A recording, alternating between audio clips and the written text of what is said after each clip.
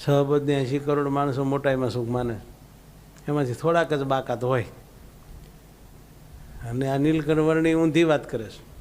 એક વાત હા ઊંધી કરી ખબર છે મહારાજે? રાતે જાગીને 12 વાગ્યે સાધુની ધર્મશાળામાં આવ્યા અને બધાને જગાડીને વાત કરી કે આ જગતમાં જે સુખી છે ને ધન સંપત્તિવાળો એ જ દુઃખી છે, અને જેને ગામ ગરાજ કાંઈ ધન સંપત્તિ નથી એ જ સુખી છે, એવી વાત કરી એકવાર. હવે કોઈ માને?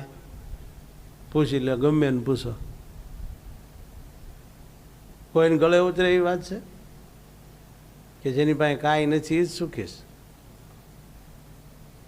અને જેની પાસે છે એ દુઃખી છે, એવું બોલ્યા મહારાજ.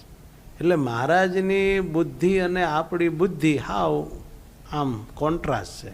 એ માને છે આપણને કોઈ દી મનાય એમ નથી, અને આપણે માનીએ છીએ એ કોઈ દી એ મનાય એમ નથી એને. કાં એ સાચા છે ને કાં આપણે સાચા છીએ, બેમાંથી એક સાચા તો હોય, એક ખોટા હોય. અને આપણી તકલીફ થઈ છે કે એને ખોટા કહી શકીએ એમ નથી, કેમ જે એનું માધ્યમને વજન બહુ વધારે છે ગ્રંથોમાં ને શાસ્ત્રોમાં. આપણે પોતે આપણે ખોટા છીએ એવું કહેવા માનવા તૈયાર નથી, તો કડે સીડ્યું બધું. અને કદાચ આપણે જાહેરમાં કહેવું પડે કે ભગવાન જ હાસા હોય ને, કાંઈ આપણે થોડા હાસા હોય, આ ભગવાનની વાત જ હાસી ને આપણે ખોટા જ હોય ને, પણ એ કહેવા ખાતર જ. બાકી મનમાંથી તો પાછું મોટાઈમાં સુખ છે એ વાત ભૂહાય નહીં, દાસપણામાં દુઃખ છે એ વાત આઘી જાય જ નહીં, અને ભગવાન હાસા કહેવાય આપણે ખોટા કહેવાય એમ બોલાય. પણ અહીં કાંઈ ફેરફાર થાય નહીં. એ તો આ દુનિયા જેમ માને છે ને એમ જ આપણે ભગત હોવા છતાંય માનતા રહ્યા છીએ, અને હજી માનવાના.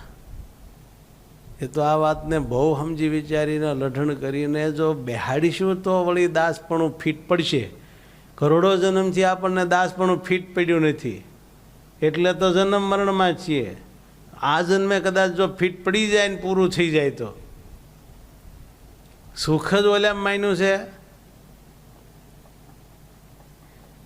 આમ છે બધું.